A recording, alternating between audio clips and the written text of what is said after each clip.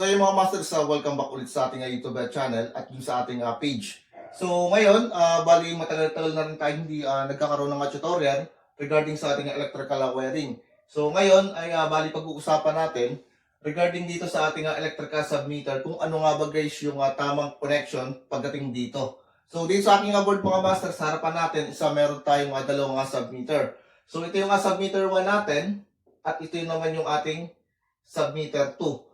So, ngayon, pagdating sa mga probinsya, so yung naging connection kasi namin sa aming lugar is line to neutral. Ayan. And then, pagdating naman sa syudad, so malimit dyan is Meralco. Ngayon, ang magiging connection naman dyan mga master is line to line connection. So, bali, explain ko sa inyo mga master kung ano nga ba yung line to neutral. So, ang line to neutral mga master, so meron kaming 220 volts. And then naman, yung ating neutral, meron naman tayong 0 volts naman. Ayan. Then, pagdating naman sa Meralco, meron naman tayo ritong line 1 natin, meron yung supply na 110V or volts. And then, yung ating line 2, meron yung 110 volts also. So basically kasi, yung ating mga electric submeter na nabibili sa hardware, ganito ang itsura. So, yung brand dito mga master, meron tayong Birch at saka meron tayong Safari.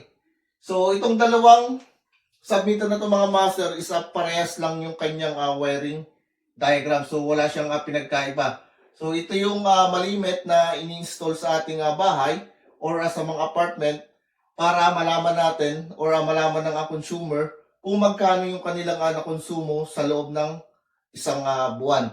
So pagdating sa submeter ng mga master, dapat tama yung ating nagiging wiring connection kasi meron tayong nagiging problema kapag mali yung ating nagiging connection. It's either na hindi magiging accurate yung ating reading, yung ating kilowatt, or else magkakaroon tayo ng pagbaba or hindi gagana yung ating submeter or tatakbo ng mabilis. So dapat pagdating sa ating submeter, yung ating magiging wiring connection dapat proper po. Okay? So dapat alam ng mga electrician kung ano nga bagay yung proper connection pagdating sa ating submeter. Ngayon sasamahan nyo ngayon, so i-actual wiring natin kung paano nga ba yung connection natin. Okay? Okay mga master, bali ito na yung ating submeter na dalawa. So sa submeter natin mga master, meron po tayo diyang diagram na sinusunod. So nandun naman guys sa likod ng ating cover ng ating submeter. Ito guys yung ating cover ng ating submeter. So na ito po yung kanyang diagram. Bali dito guys sa ating diagram, may makikita po kayo rito main at saka yung ating load. Sa main natin mga master, ito yung tinatawag nating line side, which is doon po tayo kumuha or doon nang galing yung pinakang main source natin pagdating sa ating submeter. So, yun po yung tinatawag na line side natin. And then, yung pagdating sa load side naman natin, ito na po yung ating sa mga ilaw natin. So, direkta sa ating breaker na kung saan, so, ating bahay, siya po yung magkukonsumo ng ating kuryente. Yung mga master, bali, ito na yung ating dalawang submeter. So, unang pag-uusapan natin mga master dito is yung ating line to neutral connection. So, sa ating submeter mga master, so meron po yung cover. So, yung cover po niyan, nandun po yung nagiging wiring diagram natin. So, ito guys yung cover ng ating submeter. So, dito guys, meron po tayong main na tinatawag at saka yung ating load. So, yung main natin mga master, so ibig sabihin nito, ito po yung pinakang line side natin na kung saan yung pinagkuhaan po natin ng source natin. And then, pagdating sa load, so ito na po yung papunta sa ating breaker na kung saan, so dyan po naka-safe rate yung ating load ng ating bahay. So, safe rate yung ating ilaw, outlet, tsaka yung ating mga appliances. So, dito, meron po tayong numbering na makikita. So, meron tayong 1, 2, 3, at saka 4. So, dito guys, sa number 1 natin, meron po siyang continuity. So, meron po siyang output sa number 4. So, na ito guys yung kanyang diagram. Ayan. So, sa taas, so, sususugin nyo, ayan, sa number 4.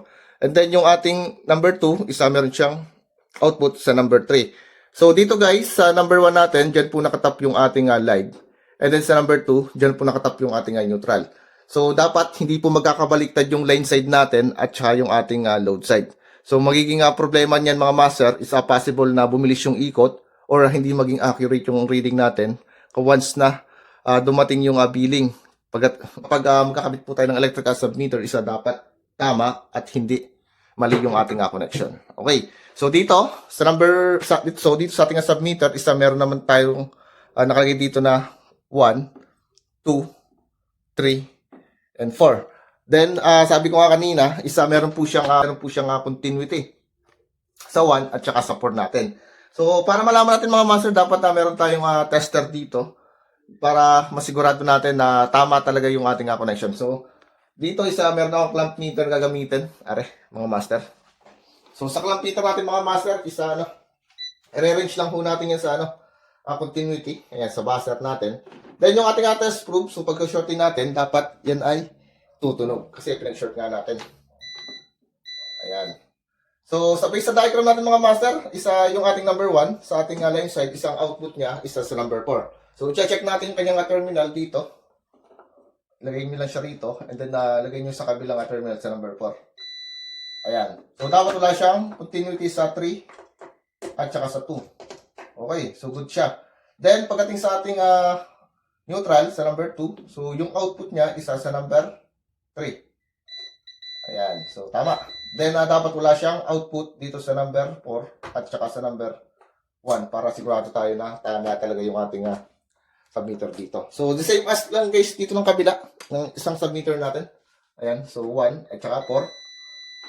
Then 2 and 3. Okay. So dapat dito sa number 1 natin, so dito nakatap mga master yung light natin. Yan. Then sa number 4, dito nakatap yung ating light na output dito sa galing sa number 1. Then sa gitna, sabi ko nga kanina, dyan nakatap yung ating neutral sa number 2. And then sa number 3 yung kanyang output. Ayan, so madali lang mga master. So pag nagawa natin yan, so tama na yung ating magiging connection. So wala tayong mamamali. Ayan, so para sureball na gagana yung ating submeter. Okay. So ngayon simulan na natin. Bali dito, meron akong dalawang wire na nakatap dun sa ating breaker. So as is natin na ito yung pinakang as is natin, ito yung ating magiging line side natin. Ayan. So bali yung pula natin, ito yung light natin. Then yung blue natin, ito yung ating neutral. Okay. So live muna tayo. Pasok natin tong terminal. Ayan. Okay. Then neutral dito. Okay, kita lang natin. Okay. So okay na. Bali, load side naman tayo mga master. So dito, naglagay na lang ako rito ng bulb. So ito yung magiging load natin.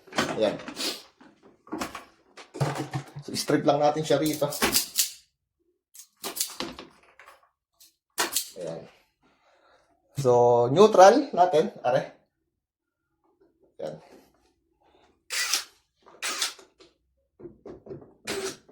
Okay.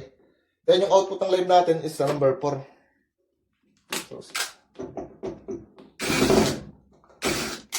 Ayan. So ito guys yung tamang connection natin. So kapag dito naman mga master, ay ito yung load side natin. So ito yung patakbo sa ating breaker. So kaya nilagay ko lang dito isa ilaw na lang. So wala pa tayong breaker din ay nilagay. So pinakita ko lang sa inyo, direct to the point na.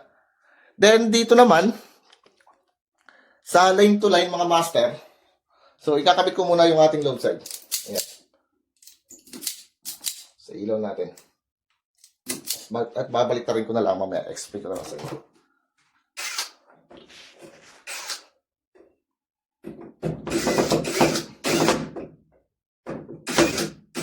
Ayan. So wala nang pinagkaiba ng connection dyan. Kabila.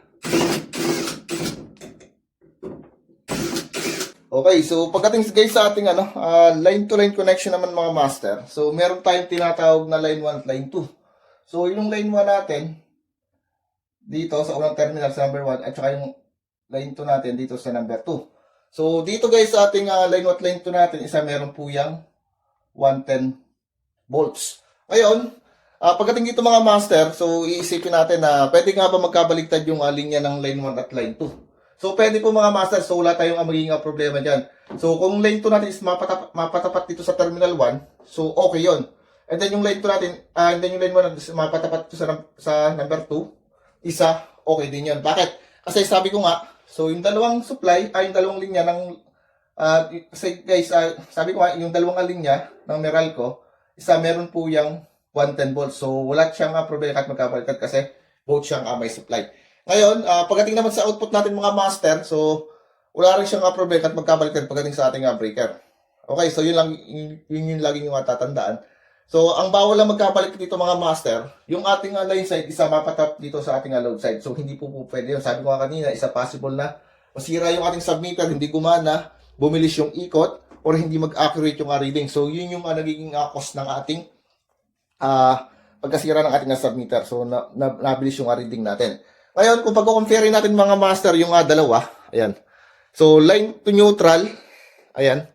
And then, at saka line to line. So, pagdating sa line to neutral, dapat proper connection tayo. Okay. So, live natin, isa number 1, output niya isa number 4. Then, pagdating sa ating line to line, so, okay lang po kahit magkabaliktad yung linya natin. So, tatandaan lang natin, hindi po pwede magkabaliktad yung ang galing sa line side natin is ay tatap po natin dito sa load side. So, hindi po pwede yun. Masisira yung submeter natin. Okay, so sinabi ko na sa inyo naging dahilan. Ngayon, testingin ko mga master dito yung ating ilaw. Ayan. So, pare. So, taas na natin pare. Ayan, so okay na. So, check natin yung ating linya. Okay, so red siya ng MCB. Okay, so ito yung live natin, nakatap sa number 1 natin. Ayan. Ayan, so kung makapos yun, mabilis yung blink, gawa lang live po yung kanyang nag-detect, and then output niya is sa number 4. Ayan. Then, pag nilagyan sa number 2, so mag-blink pa rin siya ng mabagal. Ayan, tsaka sa number 3. Kasi, meron na po tayong, rito, nailagay na load yung ating ilaw. Kasi ang neutral kasi natin mga master, isa live carrying din yan. So, mayroon tayong backload, pabalik. Ayan. Okay. So, ganyan lang mga master yung naging topic natin. So, in-explain ko lang sa inyo mga master yung kaibahan ng line to line at saka line to neutral connection. So, ganyan lang. So, dito, isa pwede magkabaliktad yung line 1 at line 2 natin. Walang problema, wag lang po yung load side. Pagdating sa line to neutral, so hindi po pwede magkabaliktad yung line live natin tsaka yung ating neutral. So, dapat proper connection po palagi. Okay, so ganun lang yung naging idea natin. So, marami kasi nagtatanong yung proper connection pagdating dito sa line to neutral at saka sa ating line to line. So, hopefully, sana nasagot ko yung katanungan kasi paulit-ulit na lang. Kaya nagkaroon tayo rito ng tutorial sa board para mabilis yung ating para mabilis matuto or makita agad nila maiksian yung naging proper connection natin pagdating sa ating electric submeter. Okay, so maraming salamat mga master. So, yun lang mga master, bali, yun lang yung pinag-usapan natin regarding sa tamang connection pagdating sa ating electric submeter. So, hindi naman tayo maliligaw dito. So, in-explain ko naman sa inyo kung ano yung kaibahan ng connection natin pagdating sa line to line at saka sa line to neutral. Okay? So, sa line to line, okay lang po magkabaliktad yung ating linya ng line 1 at line 2.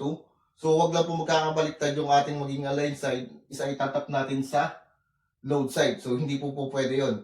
Pagdating naman sa ating line master, so hindi po pwede magkabaliktad yung ating linya, yung live natin, at saka yung ating neutral. So, ganoon din, syempre, so hindi rin natin pwedeng itap yung ating line side sa ating load side dito. Okay, so sana guys, meron kayong naintindihan dito sa ating naging topic para dito sa ating na-discuss ngayong araw. So, sa mga hindi pa pala sa ating nag-subscribe sa ating channel guys, sana supportahan yung ating channel. At ganoon din po yung ating Facebook page. Guys, humingi po ako sa inyo ng follow para yung ating magiging topic is dire-diretso. So, para dumami yung ating followers. Okay, so maraming salamat po sa inyong lahat. Then, sa mga gusto magpa-shoutout mga masters, so lagay nyo lang yung inyong pangalan, location, para in the next video is ma-shoutout kayo. Okay, so maraming salamat po sa inyo mga master. And then, God bless po.